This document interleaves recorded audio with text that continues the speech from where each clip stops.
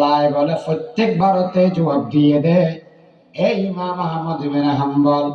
আতুন বেশি গম লাগে দে বিতিলাবাতিল কোরআন কোরআন শরীফ পড়লে আয় আল্লাহ তুন বেশি গম লাগে সুবহানাল্লাহ কোরআন শরীফ পড়লে বেশি গম লাগে যে ব্যক্তি কোরআন শরীফ পড়িবে নামাজের ভিতরে আল্লাহ এক হরফে 100 টাকা নেকি দিব সেই ব্যক্তি কোরআন পড়িব নামাজের ভিতরে বই বইয়ের এক হরফে 50 যেই ব্যক্তি কোরআন পড়িব উযু সহকারে এক হরফে 25 যেই ব্যক্তি কোরআন পড়িব উযু ছাড়া আল্লাহ দিব এক হরফে 10 কোরআন শরীফ পড়ো এতলে কোরআন পড়ানি রেওয়াজ কোরআন মেরে চালু করো মানুষ বলি হদ হুজুর আয়াত কোরআন শরীফ মাসুদি না পারে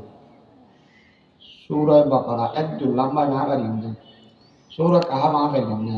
তো আলহামদুলিল্লাহ সূরা না পারলাম না কুল আল্লাহ শরীফ না পারলাম না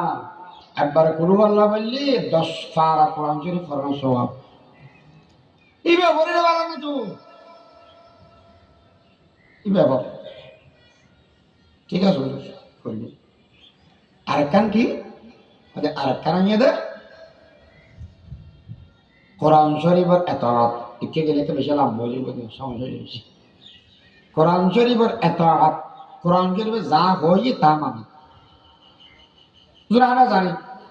ফাসআলু আহলাদ যিকরি ইন কুনতুম লা তা'লামুন আহলাদ যিকরি আই আহলুল কোরআন আহলাদ যিকরি মানে যারা কোরআন শরীফ জানে এটা আহলে কোরআন এটা তো হুজুর করো হুজুর করি করি আমল করতে থাকে ইবে তো তাবিজের কিতাব জুরি বে কি বানাতে কিতাব নেই এই কবি হুজুর আছে লিখি দে বানাই দি তাবিজের কিতাব মানি গেল না তাবিজ আল্লাহ